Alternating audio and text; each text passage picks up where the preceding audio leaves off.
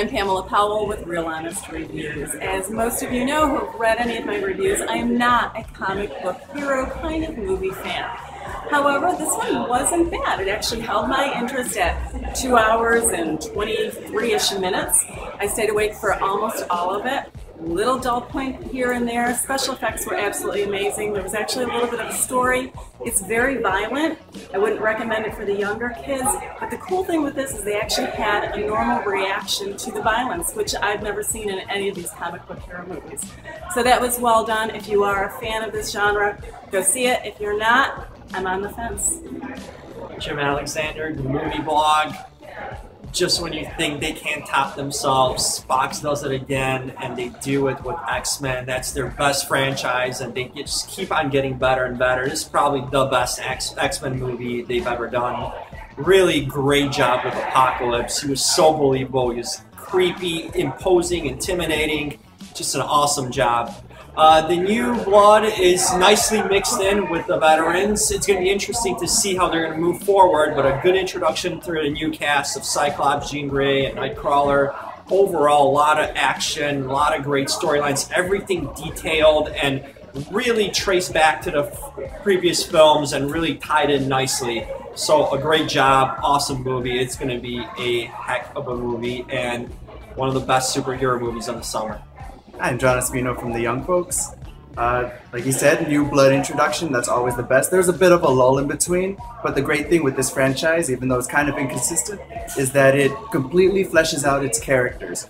So that's great for those dramatic moments, but then also for the comedic moments.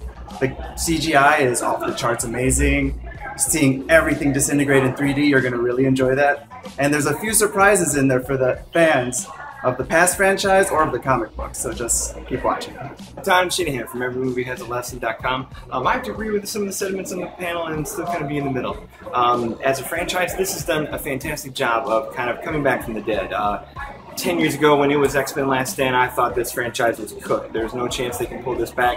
3 movies into a little bit of a rehash and a reboot and a time machine. They've got something here that can bring new people in, can keep old fans happy, and do something just interesting with it. And the film holds up in terms of being the big entertaining thing that we thought it would be. I think for fans of the comic, it's always still kind of book is better than the movie revisionist kind of if you like it, if you like it, if you don't, you're in between.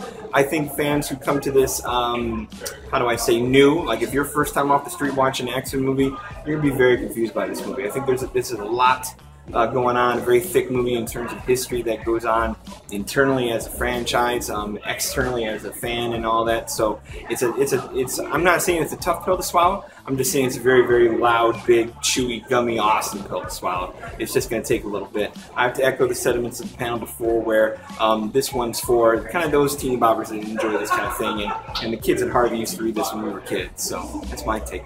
I have something to add to that. I am not a big fan of this kind of stuff, and I don't know the history of all of this. However, I was able to follow it, although I still don't know Speedy Guy's name. I'll ask one of my fellow critics what his name is. Quicksilver. Speedy Guy was in there. I'm going to refer to him as that because that's who it is in my mind. But I wasn't lost. I think it was something that anybody can follow, and if you're going to the movie with a date or your husband or spouse that likes that kind of stuff, you're going to be okay with it. E-Man here from E-Man's Movie Reviews. Just got done watching X-Men Apocalypse. I'm still kind of processing this. There were a lot of things that I liked, and there were a couple things I really didn't like. I'm sorry, I've been an X-Men fan for a very long time, and I was not a fan of the revisionist type of storyline with Mystique and Jennifer Lawrence. I kind of feel like there's a little bit too much of a Hunger Games / Hollywood push just to put her at the forefront. I always kind of thought that that was a little bit disruptive to the entire team aspect of X-Men, which is what really made everyone come to love the X-Men story. As for the movie, I mean, the visuals were great. 3D was actually really good. I'd highly recommend watching it in 3D. I also thought that, unlike the previous trilogy that they tried, they did a really good job in keeping the stories very cohesive within First Class all the way to Days of the Future Past to this movie today. There were a couple other issues I had, but they're a little spoilery, so check out my next review. I'll definitely get into more detail with that. And you know what? Stay tuned for some more great content.